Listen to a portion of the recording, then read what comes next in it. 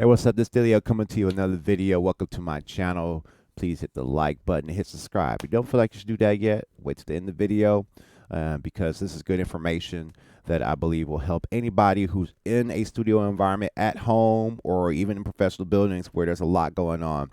It's very important that I do this topic because actually a long time ago I did this topic about computer noise, and the funny thing about that video was that my audio was messed up, and I was talking about how to get rid of computer noise, and obviously the audio wasn't on point. I was probably rushing to finish the video, but this time I'm going to share some good information that'll help you fix that problem. Like I said before in the video years ago, you may run into situations where you're kind of hearing this little sound, this weird noise coming from your computer. It sounds glitchy. You hear it go crazy when you hear your computer access hard drives, and or if you hook up a certain device. We're going to talk about all that in this video right now.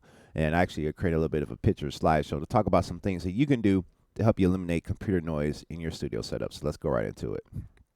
So this is called Ahamx. I actually currently use one of these. This goes in between the power supply or the power strip or the power strip rack that I have. This goes in between that and the power supply to my computer.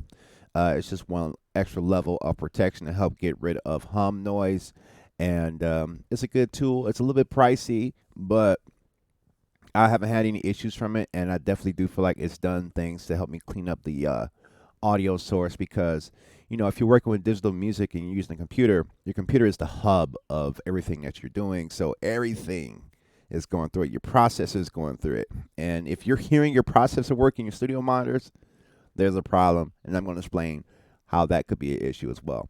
So, that be saying, these are pretty good. Ahamx. These are kind of like hum blockers. These are good for guitar amps as well, studio monitors if you want to go that far. And it's a great tool. It's safer than a one of those plugs that you can plug in that only has the 3 prongs on one side and 2 prongs on the other side, which will lift the ground. And that is something you can do. I don't advise it. I mean, do it at your own risk. Just use common sense, use that and see if it works, but do that at your own risk, because every time I look that thing up, they're saying don't do it, or they're saying watch out, or it's dangerous. So because it could potentially be dangerous using that 2 plug and 3 prong thing, do it at your own risk. But I will tell you that I have done it, but I'm not saying because I've done it that you should do it. All right. DI boxes. This is a good tool, but this more relies on more live sound applications, but it does help with studio applications. Especially in places that aren't built for studios, you're going to run into some power issues. And so a good DI box like this, and you see that button right there where you can hit the ground lift on it, and you can go from like a 1/4 inch input to an XLR input. That's a great way to eliminate noise and things of that nature. And they're inexpensive now. They used to be more expensive. And obviously with everything in audio, music production, and beats, you're going to have your lower end products and your upper end products. So keep that in mind. All right. Motherboards. Let me take a sip right here on this one. Motherboards play a very key role in the noise of your computer, making it to your studio monitors and to your recordings. For a long time, I had a great motherboard that was very powerful, and it was a beast of a motherboard. But it seemed like no matter what I did, I would still get computer noise. And this could be a place where it's at. Now, the motherboard I have now, the audio is very clean, but like other motherboards or just certain motherboards that are built for gaming or networking or something like that may not have everything it needs to ground the USB ports properly, or the FireWire ports, or through the PCI bus there. There's so many points to this, and especially in PCs now. I ain't going to say that Macs don't have grounding issues as well, but I do know that sometimes, and as for me, I believe that the motherboard can play a role as far as how well grounded your equipment is connected to it, and your audio interface is connected to it, and your sensitive studio monitors that are connected to your audio interfaces can cause some headaches. So I hate to say it, but it could be the motherboard, especially older ones and even newer ones. Sometimes they're just not grounded properly, or something goes out and the electricity gets jacked up with them, and the power supplies that connect to them can also play a role in that, and also a dirty knob. Hear that noise right there? Sometimes a dirty knob, woo, it goes on and on.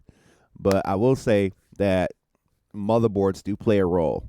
Um, I mean, how else are you hearing the processor work? How else are you hearing the hard drive work if the hard drive isn't connected to the motherboard? If the processor isn't connected to the motherboard, it's all there. So that's something to be considering about when you're dealing with computer noise.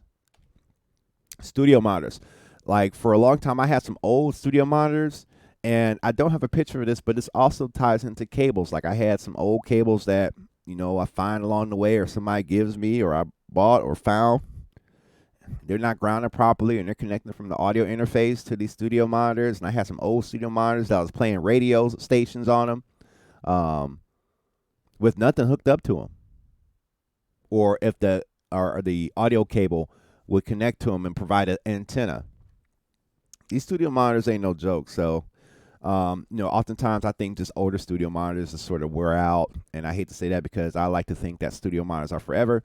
Not necessarily the case, but studio monitors do play a role. They have quarter-inch inputs, and they have XLR inputs on the back, balanced cables. Maybe that's something we could talk about in another video, the difference between balanced and unbalanced cables and how they can eliminate hum.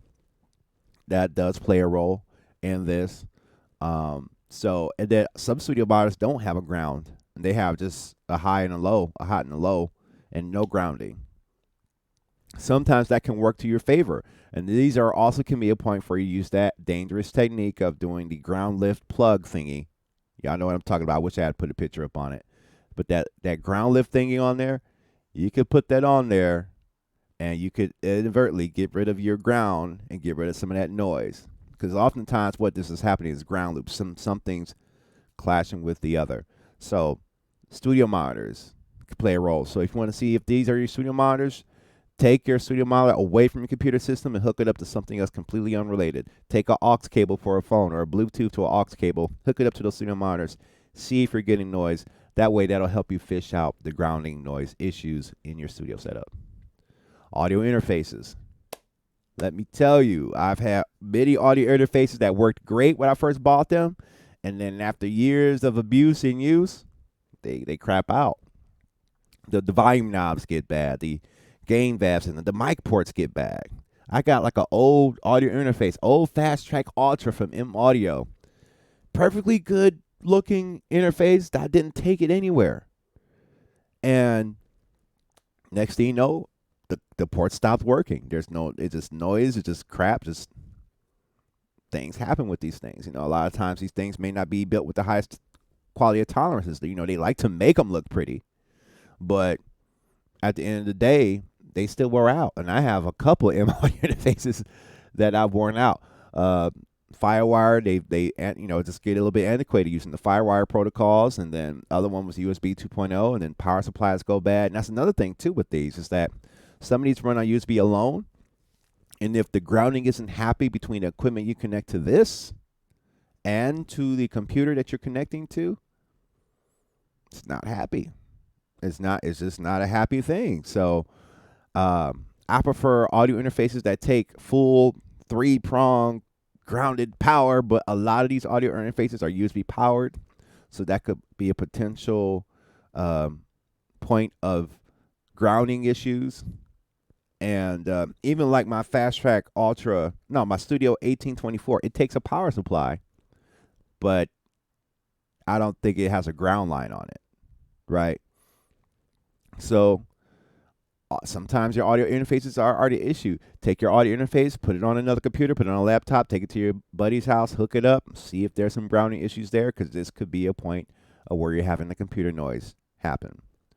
Again, if you're like me and you're pulling your hair and you're hearing the hard drive running your studio monitors, you know that the computer is powered by the power supply in the PC. It's going to the USB cable. It hooks up to the audio interface. The audio interface goes to your studio monitor. So there's all these points of failure with the grounding loops they have to keep. So it could be audio interface. So switch these out. Like I said, I know that costs, but test it out in different ways. It may or may not be your issue.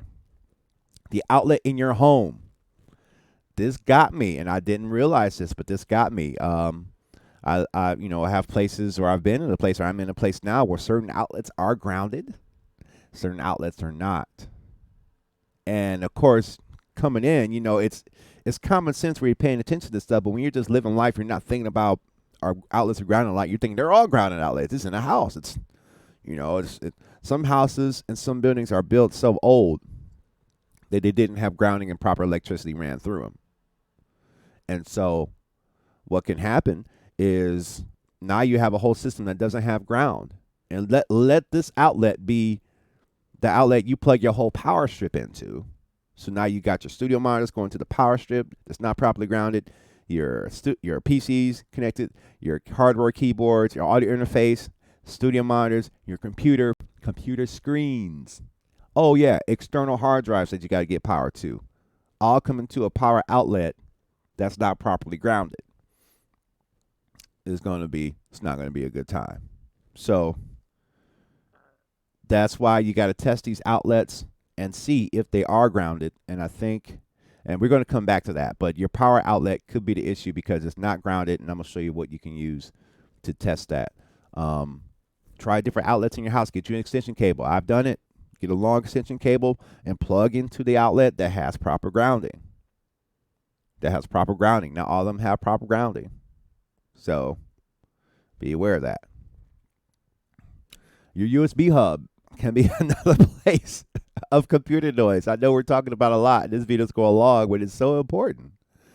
Your USB hub I got USB hubs now. One that works really great that takes power, and I got one that takes power that's from Amazon Basics. That if I plug a certain type of stuff way in it, we're getting into noise world.